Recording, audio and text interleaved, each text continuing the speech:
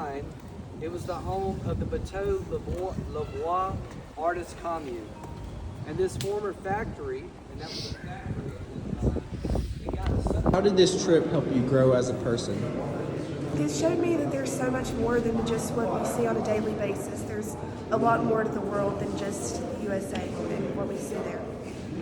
Seeing the Palace of Versailles and the Louvre Museum, it's truly a one-of-a-kind experience. You hear in the history books in school about how Napoleon did all these crazy things and built this crazy palace, but to go there and see where this man slept and what he ate and hear about all of his life and things, it really puts things into perspective.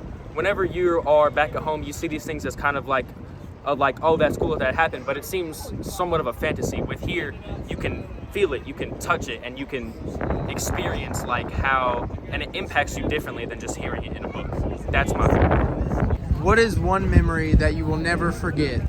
That would be going to Montmartre last night. It's a little French community and neighborhood in Paris, and it has the famous basilica that we got to go in and watch part of their mass service and just walk around and experience the charm of the neighborhood. I think the most important one was obviously navigation and like landmarks, especially after seeing Paris from the Eiffel Tower. You can see how it's all connected. Also language, as far as speech and body language, like the Parisians know like exactly who you are just by looking at you, like how you act. You speak so much with just your eyes and your hand gestures, and I didn't know a word they were saying, but I knew exactly what they were saying. Yes, I did step out of my comfort zone, and I've been meeting a lot more people and speaking to a lot more people who don't know the same language as me, but still being able to communicate. And I'm also a lot more confident in public with other people. This experience changed the way I see the world by helping me realize that it's much more to the world's history than just America. It's places here like Paris where it's more art, more culture, more history all throughout the city. Without this trip, students would be missing out on an experience that a lot of people don't get, a new culture, and new options for their life.